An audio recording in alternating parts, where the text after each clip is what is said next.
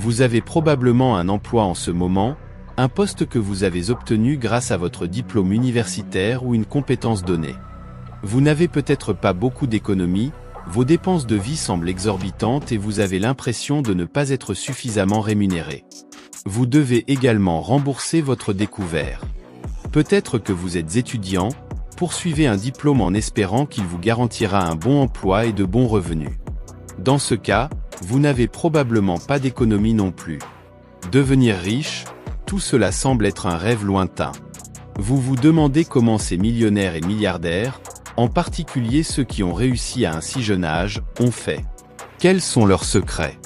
Cela vous déconcerte, vous frustre. Vous pensez qu'ils ont eu de la chance, qu'ils sont nés riches. Vous les jugez malhonnêtes, croyant qu'ils ont triché pour obtenir leur argent, abusé des autres, et vous vous sentez moins intelligent et malchanceux. Vos rêves de vivre où vous voulez quand vous voulez, acheter une voiture de sport ou de voyager autour du monde restent simplement des rêves.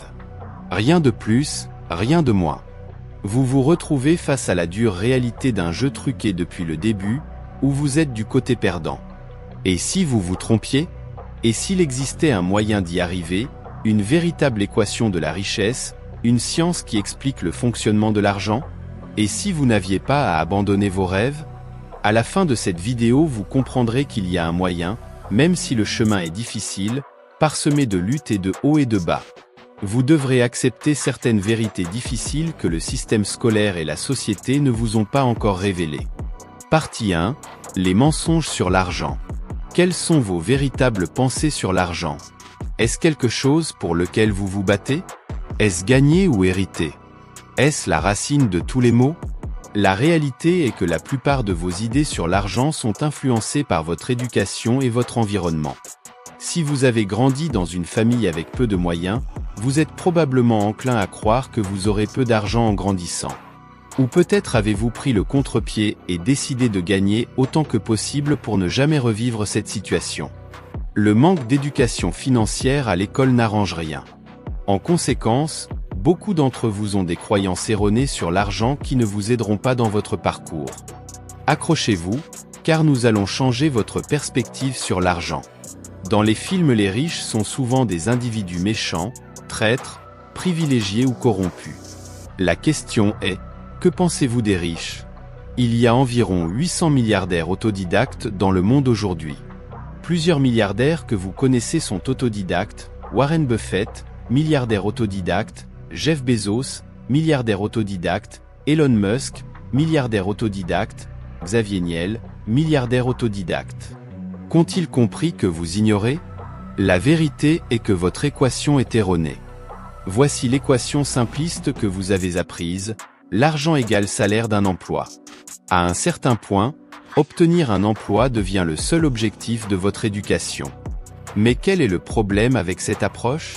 Si vous regardez ceci, c'est que vous voulez probablement gagner beaucoup d'argent et rapidement. Si tel est votre but, cette équation ne vous y mènera jamais. Chacun de nous possède une ressource inestimable, la plus essentielle de toutes. Une fois partie, il est impossible de la récupérer: le temps. Dans un emploi classique, l'argent que vous gagnez est lié au temps que vous y consacrez. Si vous gagnez 20 € de l'heure et travaillez 35 heures par semaine, il vous faudrait 28 ans pour atteindre 1 million d'euros. Cela sans déduire les impôts ni les dépenses sur 28 ans, et en tenant compte de l'inflation qui diminuerait la valeur de ces 1 million d'euros.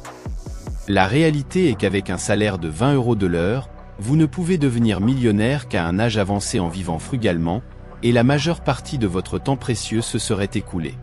Vous auriez échangé tout ce temps contre de l'argent, sans en obtenir une quantité substantielle. Alors, comment se fait-il qu'il y ait des millionnaires et des milliardaires autodidactes à des âges si jeunes? Qu'est-ce qui les rend différents? La vérité est qu'ils possèdent une meilleure équation que vous. Ils comprennent l'argent d'une manière que vous n'avez pas encore saisie. Partie 2. L'argent et la richesse. Faites bien attention. Arrêtez de courir après l'argent. Dans notre société capitaliste, les règles du jeu sont simples. Vous êtes rémunéré en fonction de la valeur perçue de ce que vous apportez, et cette valeur est évaluée par le marché, c'est-à-dire les consommateurs. Le marché, ce sont vous, vos amis, votre famille, vos voisins, votre pays. Prenons l'exemple des sportifs professionnels. Beaucoup disent qu'ils sont surpayés, mais pour que ces athlètes touchent des millions, il faut d'abord qu'il y ait une demande forte. Comme pour le football, les gens y voient de la valeur pour être prêts à dépenser de l'argent en billets de match et en produits dérivés. Comme le marché valorise fortement le football, les joueurs de haut niveau en bénéficient financièrement. Il ne s'agit pas simplement de travail acharné. Un nettoyeur qui travaille dur chaque jour gagne bien moins qu'un comptable assis à son bureau. Parce que le marché perçoit la valeur du travail du nettoyeur comme moindre par rapport à celle du comptable. Bien que cela puisse sembler injuste, le travail du nettoyeur peut être appris et exécuté par presque n'importe qui, ce qui diminue sa valeur perçue par le marché. En revanche, le comptable a passé des années à étudier et à perfectionner ses compétences, économisant potentiellement des milliers de dollars à ses clients. Cependant, nous avons déjà établi que décrocher un emploi n'est pas la meilleure voie pour accumuler une grande richesse rapidement. Comment augmenter notre valeur perçue? Que font des personnes comme Elon Musk ou Jeff Bezos pour que leur valeur soit si élevée? Le premier pas vers la richesse est simple. Si vous voulez de l'argent, résolvez des problèmes. Prenez un moment pour réfléchir à cette idée. Presque tout l'argent découle de ce principe fondamental. Si quelque chose résout un problème, l'argent y sera investi. Si c'est un problème d'1 million d'euros, la solution vous rapportera des millions. Si c'est un problème d'1 milliard d'euros, la solution vous rapportera des milliards. Pensez à tous les problèmes que des entreprises comme Amazon résolvent. Le tracas de se rendre en magasin, l'attente des livraisons, les prix élevés, etc. Jeff Bezos a résolu un problème de plusieurs milliards de dollars et a été largement récompensé pour cela. Si vous avez poursuivi l'argent, vous faites fausse route. Cela peut sembler paradoxal, mais pour obtenir de l'argent, ne cherchez pas l'argent directement. Cherchez des problèmes à résoudre, et surtout, trouvez des solutions à ces problèmes. Une fois que vous avez cette solution, construisez une entreprise autour de celle-ci. Alors il faut résoudre des problèmes et l'argent suivra? Donc, je dois créer le prochain Facebook ou Google. Je n'ai pas l'argent pour démarrer quelque chose d'aussi grand. Je ne sais même pas faire. Arrêtez. Vous retombez dans vos anciens schémas de pensée. Commencez par un problème, toujours par un problème. Écoutez le marché autour de vous. Que sont les défis que les gens rencontrent au quotidien? Qu'est-ce qui les frustre et que disent-ils qu'ils aimeraient voir? Est-ce un problème que vous pouvez résoudre et est-ce un problème qui en vaut la peine? Partie 3. Résoudre un problème. La dernière étape de cette équation vers la richesse consiste à développer une solution évolutive à un problème. Votre solution doit toucher un grand nombre de personnes. Ouvrir un restaurant? Ce n'est pas évolutif. Vous êtes limité à une zone locale et à sa fréquentation. Mais une franchise? C'est beaucoup plus évolutif. Si votre solution est un logiciel, une fois développé, vous pouvez le faire évoluer indéfiniment en ligne sans vous soucier des coûts de production ou d'expédition, car tout se fait virtuellement. Trouver une échelle infinie avec un emploi est presque impossible.